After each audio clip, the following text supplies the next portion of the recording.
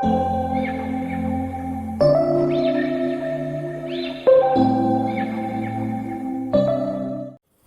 Students, welcome to aptitude वाला maths.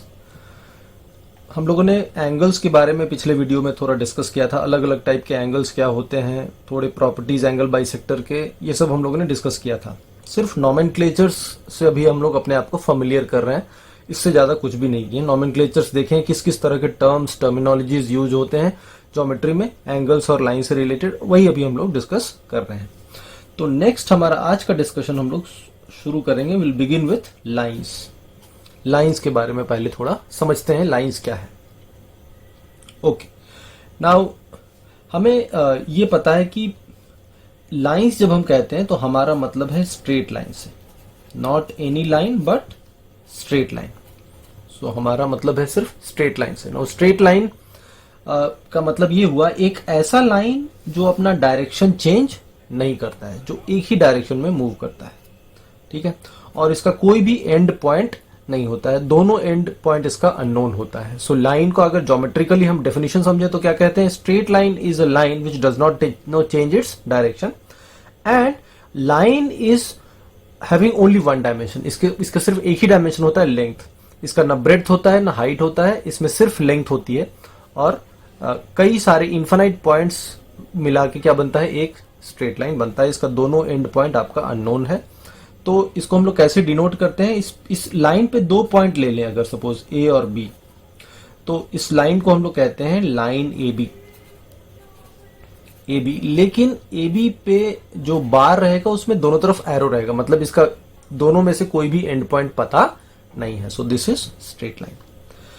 Now इसी में एक और डेफिनेशन आता है रे का। सो रे होता है वो लाइन जिसका एक एंड पॉइंट आपको पता होता है और दूसरा एंड पॉइंट पता नहीं होता। तो इस तरफ पता होगा या इस तरफ पता होगा, तो ये हमारा क्या हो गया? ये हो गया रे।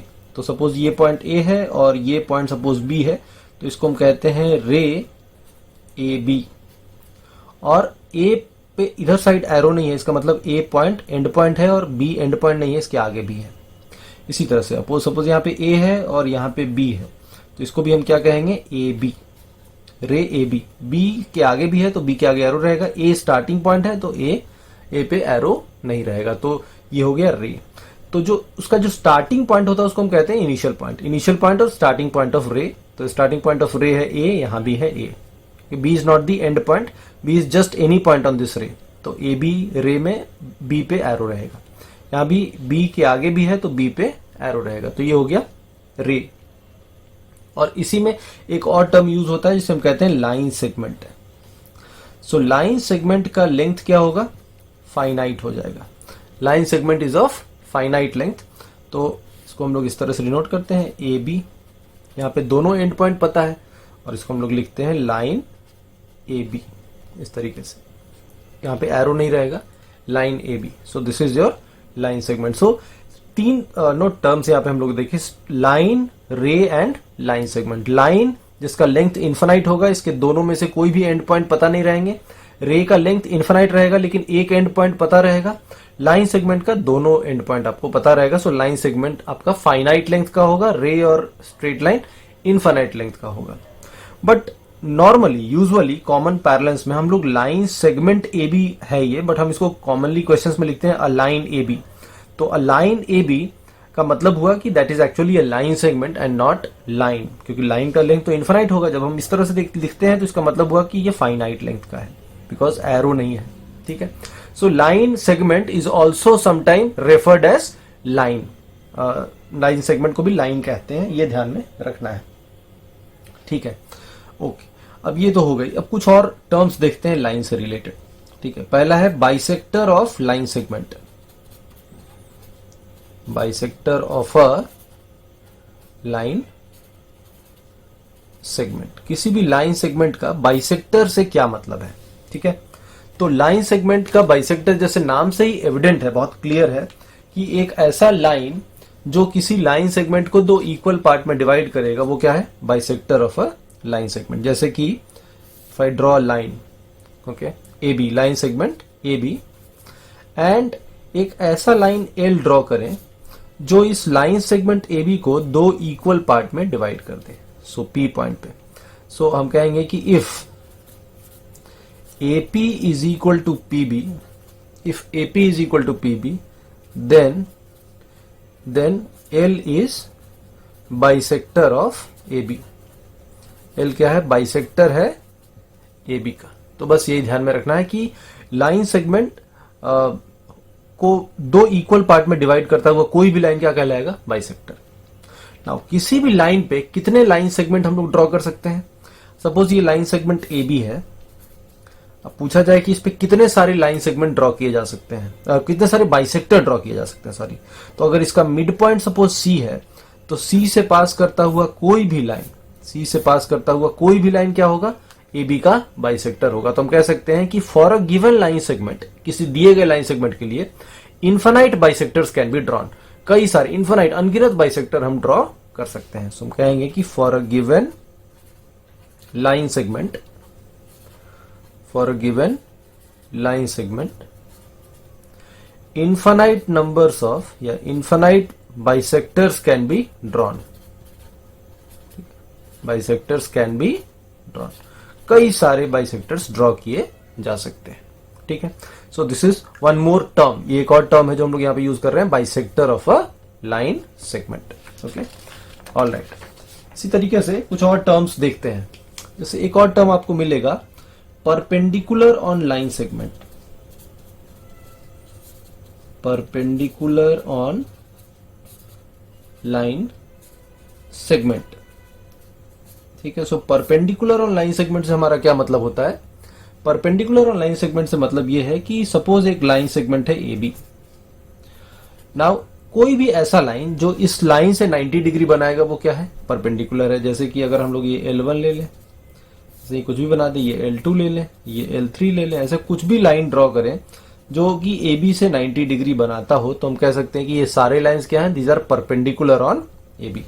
सो हम कहेंगे if any line is perpendicular on AB, perpendicular को सिंबॉलिकली ऐसे दिखाते हैं। So if any line is perpendicular on AB, then that line is called perpendicular on line segment AB। ठीक है, perpendicular on line segment AB। या इसको इस तरह के समझिए कि अगर कोई भी line, if any line makes 90 degree, makes right angle with line segment AB, then that line is called perpendicular on line segments। okay, so if any line makes 90 degree with AB, इसका मतलब हुआ makes right angle with line segment AB। AB line segment से क्या बनाता है? 90 degree बनाता है। तो इसका मतलब वो लाइन क्या कहलाएगा? परपेंडिकुलर कहलाएगा लाइन सेगमेंट पे। अगेन, जैसे कि बाइसेक्टर हम एक लाइन सेगमेंट पे इन्फिनाइट बाइसेक्टर ड्रॉ कर सकते थे, उसी तरीके से एक लाइन सेगमेंट पे इन्फिनाइट परपेंडिकुलर्स भी ड्रॉ कर सकते हैं। बिकॉज जैसे L1 है, L2 है, L3 है, ऐसे कई सारे इस लाइन सेगमेंट के हर एक पॉइंट पे हम एक परपेंडिकुलर ड्रॉ कर सकते हैं। सो एक दिए गए लाइन सेगमेंट में infinite perpendiculars can be drawn. So we can say infinite perpendiculars can be drawn. एक लाइन सेगमेंट पे हम इन्फिनाइट परपेंडिकुलर ड्रॉ कर सकते हैं। ठीक है, ऑलराइट। नाउ परपेंडिकुलर से ही रिलेटेड एक और मिलता जुलता एक और है, altitude on line segment. Altitude on a line. अभी तक हम लोग सिर्फ डेफिनेशंस देख रहे हैं। एंगल से रिलेटेड डेफिनेशन देखा था पिछले वीडियो में, अभी हम लोग लाइन से रिलेटेड डेफिनेशंस देख रहे हैं, इससे ज्यादा कुछ भी नहीं कर रहे हैं। Altitude on a line segment और perpendicular on a line segment लगभग एक जैसा है, थोड़ा सा डिफरेंस है। जैसे अगर हम कहें कि AB है, ठीक है, लाइन सेगमेंट, अगर इस पे एल्टीट्यूड बताइए कि इसका इस पे एल्टीट्यूड क्या होगा। तो जब भी हम एल्टीट्यूड की बात करते हैं तो वो एक पॉइंट के रिस्पेक्ट में होता है।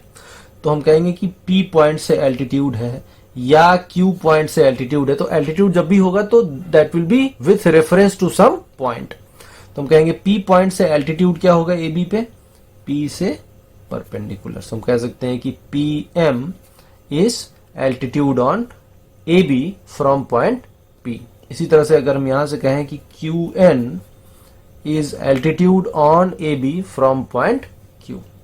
सो कहेंगे कि PM is altitude on AB from P and QN is altitude on AB from Q। तो जब भी एल्टीट्यूड होगा तो वो किसी पॉइंट के रेफरेंस में होगा। परपेंडिकुलर कहीं पे भी परपेंडिकुलर हो सकता है, बट एल्टीट्यूड किसी पॉइंट के रेफरेंस में ही होगा। बस ये थोड़ा सा एक स्लाइट डिफरेंस है दोनों में।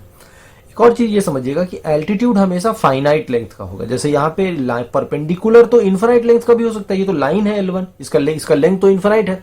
पर जब हम एल्टीट्यूड की बात करते हैं तो एल्टीट्यूड हमेशा क्या होता है, फाइनाइट लेंथ था। P से AB पे एल्टीट्यूड क्या है, PM है ना। PM is finite in length, QN is finite in length. So we can also say that PM is perpendicular. PM perpendicular भी है AB पे और एल्टीट्यूड भी है AB पे। कहां से, पॉइंट P से। पॉइंट Q से AB पे एल्टीट्यूड भी है QN, और QN AB पे परपेंडिकुलर भी है। So every altitude is also perpendicular on line segment, but every perpendicular need not be altitude. वो आपको एक थोड़ा सा बहुत हल्का सा स्लाइट डिफरेंस है। बस आप ये समझिए कि जब भी एल्टीट्यूड होगा तो किसी पॉइंट के रेफरेंस में होगा, तो एल्टीट्यूड ऑन AB का कोई मतलब नहीं होगा। Altitude on AB from P का सेंस निकलेगा। एल्टीट्यूड ऑन AB कोई मतलब नहीं है, but altitude on AB from point Q का एक सेंस निकलेगा। सो जब भी एल्टीट्यूड कहा जाएगा तो किसी पॉइंट के रेफरेंस में होगा, ऐसे कोई इसका मतलब नहीं निकलेगा। और एल्टीट्यूड फाइनाइट लेंथ का होगा और परपेंडिकुलर इनफाइनाइट लेंथ का भी हो सकता है, ठीक है। And this point M and point N are called foot of the perpendicular या foot of the altitude. So M and N are called foot of the perpendicular या foot of the altitude. M and N दो हो गया उसको feet of the altitude और perpendicular, ठीक है। सो ये आपका टर्म्स हुआ एल्टीट्यूड, ठीक है। ऑल राइट, इसी तरह से एक और टर्म है, उसको भी देख लेते हैं। जैसे हम लोगों ने परपेंडिकुलर देखा, हम लोगों ने बाइसेक्टर देखा, इसी तरीके से एक और क्या हो सकता है, perpendicular bisector on a line segment. We can have perpendicular bisector on a line segment, ठीक है। सो परपेंडिकुलर बाइसेक्टर क्या होगा, एक ऐसा लाइन जो लाइन सेगमेंट AB पे परपेंडिकुलर भी हो और बाइसेक्ट भी करे। बाइसेक्ट करेगा यानी मिड पॉइंट से जाएगा, सपोज मिड पॉइंट C है तो C पॉइंट से पास करे, और कैसा, जो इस पे क्या हो, परपेंडिकुलर भी हो। तो अगर ये लाइन L है तो हम कहेंगे कि L is perpendicular bisector on AB। So कहेंगे if L makes right angle with AB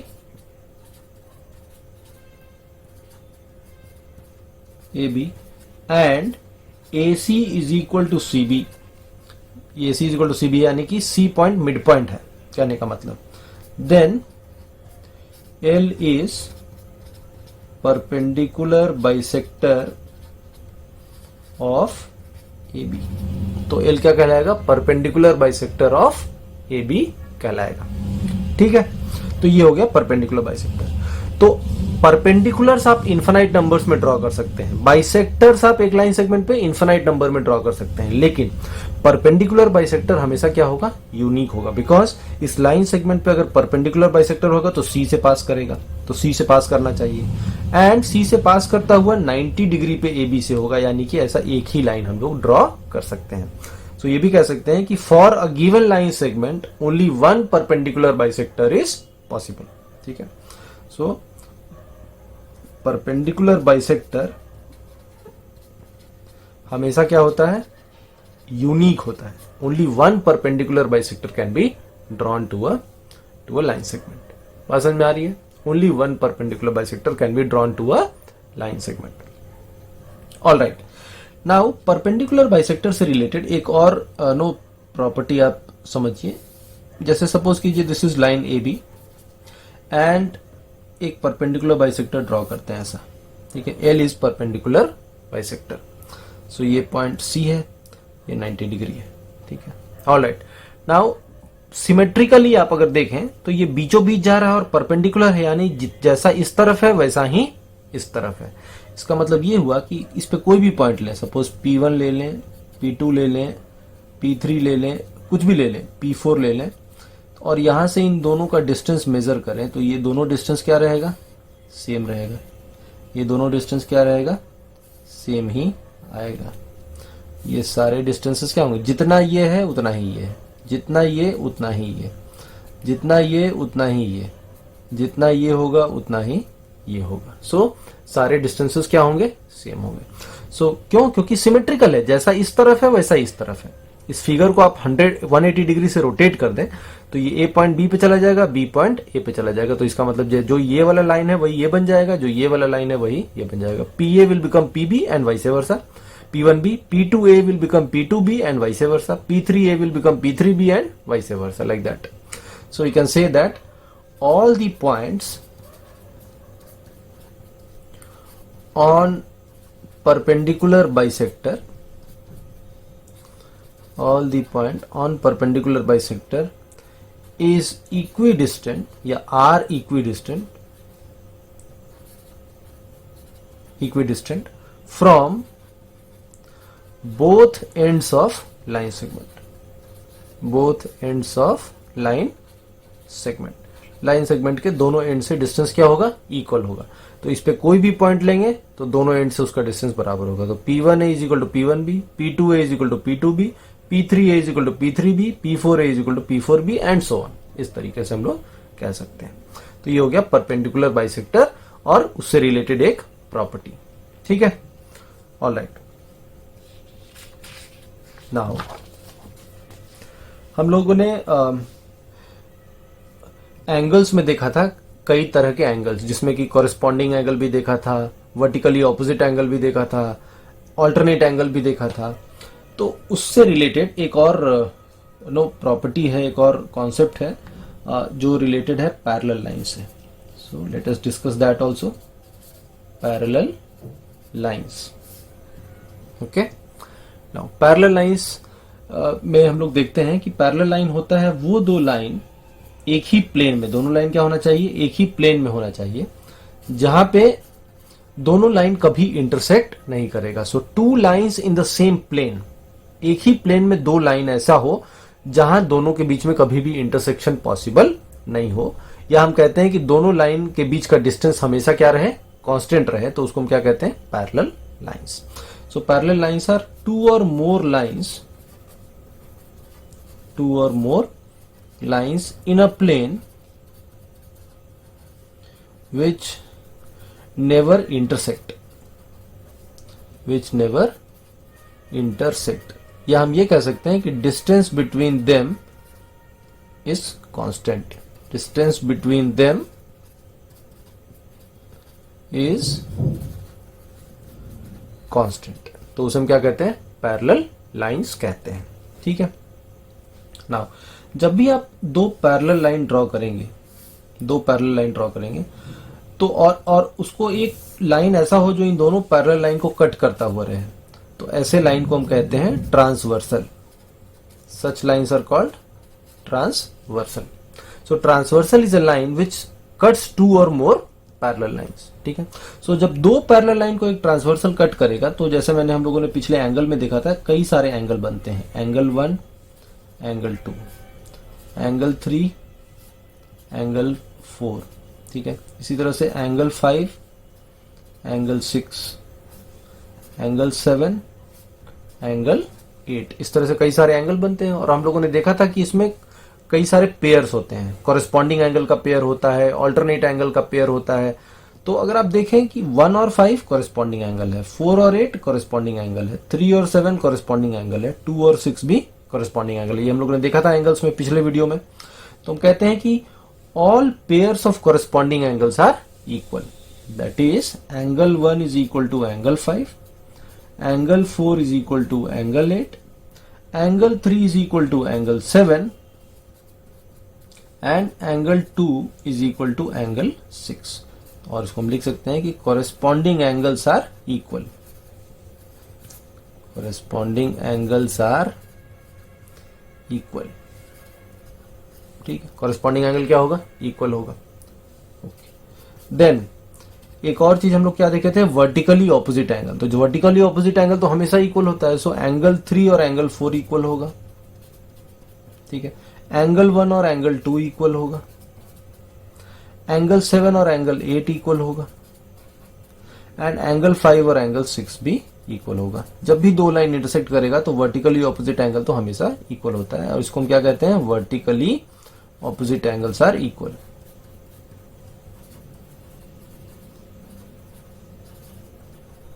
ठीक है, सो वर्टिकली ऑपोजिट एंगल भी क्या होंगे, इक्वल होंगे।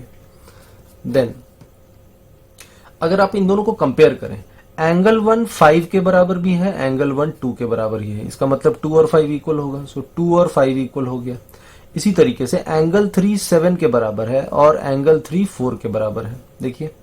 तो और यहां से भी देखिए, नहीं तो आप इसको कई तरीके से आप देख सकते हैं, angle 3 is equal to angle 7, angle 3 is equal to angle 4, ठीक है। So angle 3 is equal to angle 7, angle 3 is equal to angle 4, इसका मतलब 7 और 4 भी क्या होगा, इक्वल होगा। सो इसका मतलब हुआ कि 2 और 5 इक्वल, 4 और 7 इक्वल। देखिए यहां से angle 1 is equal to angle 5, angle 1 is also equal to angle 2, तो एंगल 5 और एंगल 2 इक्वल, एंगल 5 और एंगल 2 इक्वल। एंगल 3 7 के बराबर, एंगल 3 4 के बराबर, तो 7 और 4 भी इक्वल, तो 7 और 4 भी इक्वल। और इसको हम क्या कहते थे, alternate angle, remember that previous class. So angle 2 is equal to angle 5, angle 7 is equal to angle 4, और ये है ऑल्टरनेट एंगल, सो इसे alternate angles are also equal, alternate angles are equal, ठीक, ओके।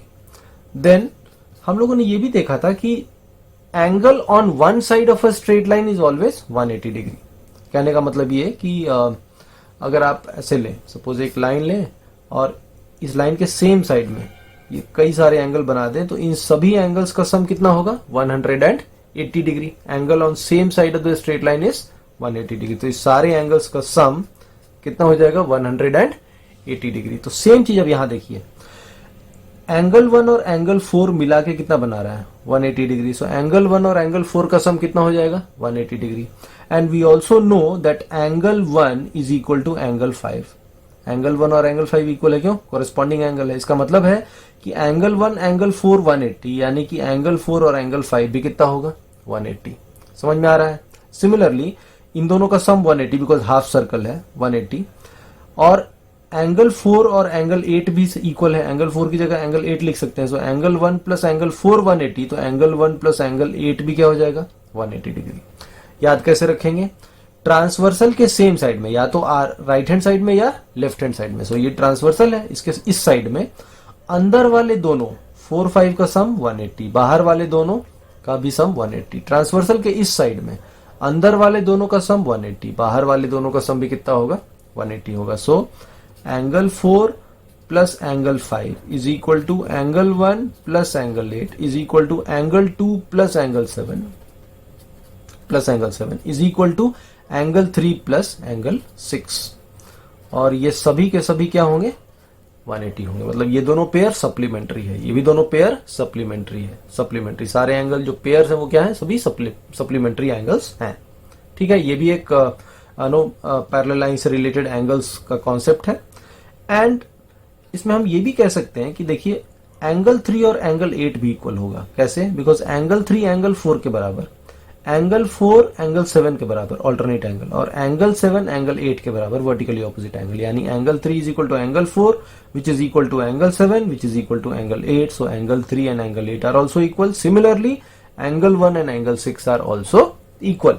सो हम ये भी कह सकते हैं कि एंगल 3 बराबर होगा एंगल 8 के, और एंगल 1 बराबर होगा एंगल 6 के। ये भी इक्वल हो सकता है। तो जब भी दो पैरेलल लाइन को कोई ट्रांसवर्सल कट करेगा तो कई सारे एंगल्स आपस में क्या होंगे, इक्वल होंगे। और वो हम लोगों ने एग्जांपल देखा कि कौन कौन से एंगल इक्वल होंगे। तो सारे कॉरेस्पॉन्डिंग एंगल के पेयर्स इक्वल होंगे, वर्टिकली ऑपोजिट एंगल हमेशा इक्वल होगा, ऑल्टरनेट एंगल्स हमेशा इक्वल होगा, ट्रांसवर्सल के सेम साइड में दोनों अंदर वाले 180 होगा, दोनों बाहर वाले 180। ट्रांसवर्सल के इस साइड में दोनों अंदर वाला 180, दोनों बाहर वाला भी 180। एंड दूर दूर वाली ये 3 और 8 भी इक्वल, 1 और 6 भी इक्वल ही होता है, ठीक है। सो ये पैरेलल लाइंस में जब एक ट्रांसवर्सल कट होता है तो कई सारे जो एंगल्स बनते हैं, टोटल 8 एंगल्स बने, उनके आपस के ये रिलेशंस हैं, ये भी आप ध्यान में रखिएगा। ओके, इसमें बेस्ड छोटे छोटे क्वेश्चंस, इसका एप्लीकेशन आपको क्वेश्चंस में दिखाई देगा। Alright, okay. इसमें एक कॉन्सेप्ट और है जो हम लोग देखेंगे, और वो ये है कि जब आप सपोज हमने दो पैरेलल लाइन ड्रॉ किया था, अगर आप दो से ज्यादा भी ड्रॉ करें, सपोज 3 ड्रॉ कर लेते हैं, 3 पैरेलल लाइन, ठीक है, और एक ट्रांसवर्सल ड्रॉ करते हैं जो कि पैरेलल लाइंस L1, L2 और L3 को कट करता है A, B और C पे, ठीक है। एक और पैरेलल लाइन ड्रॉ कर लेते हैं, जो एक और ट्रांसवर्सल ड्रॉ कर लेते हैं जो इसको कट करता है P, Q और R पे, ठीक है। तो जो AB और BC का रेशियो होगा वही PQ और QR का रेशियो होगा। ये आता है बेसिक प्रोपोर्शनैलिटी थ्योरम से, ये आता है सिमिलरिटी ऑफ ट्रायंगल से। तो अभी हम लोग जब ट्रायंगल डिस्कस करेंगे तो इसका रीजन समझेंगे कि क्यों ऐसा हो रहा है। बट अभी आप बस ये समझिए कि जब भी 3 या 3 से ज्यादा पैरेलल लाइन हो और ट्रांसवर्सल कट कर रहा हो, तो जो रेशियो AB और BC का होगा वही रेशियो PQ और QR का होगा। यानी कि इस ट्रांसवर्सल को जिस रेशियो में बांटेगा ये तीनों पैरेलल लाइन, उसी रेशियो में इस ट्रांसवर्सल को भी डिवाइड करेगा। So you can say AB is to BC will be equal to PQ is to QR। कुछ भी कह सकते हैं, अगर AB is to AC ले ले तो PQ is to PR भी ले सकते हैं, ऐसे भी लिख सकते हैं, इसको कई तरीके से लिखा जा सकता है। सो AB is to AC is equal to PQ is to PR, ऐसा भी लिख सकते हैं, ठीक है। आप इसमें कोई तीसरा ट्रांसवर्सल ले लीजिए, लेट से हमने एक और ट्रांसवर्सल ले लिया L, या यहां से लिखते हैं L, M और N, ऐसा LMN। तो जो AB is to BC है वही PQ is to QR है, वही LM is to MN भी होगा, LM is to MN भी होगा। तो हम कह सकते हैं कि all the transversals, जितने भी ट्रांसवर्सल्स हैं, are cut in the same ratio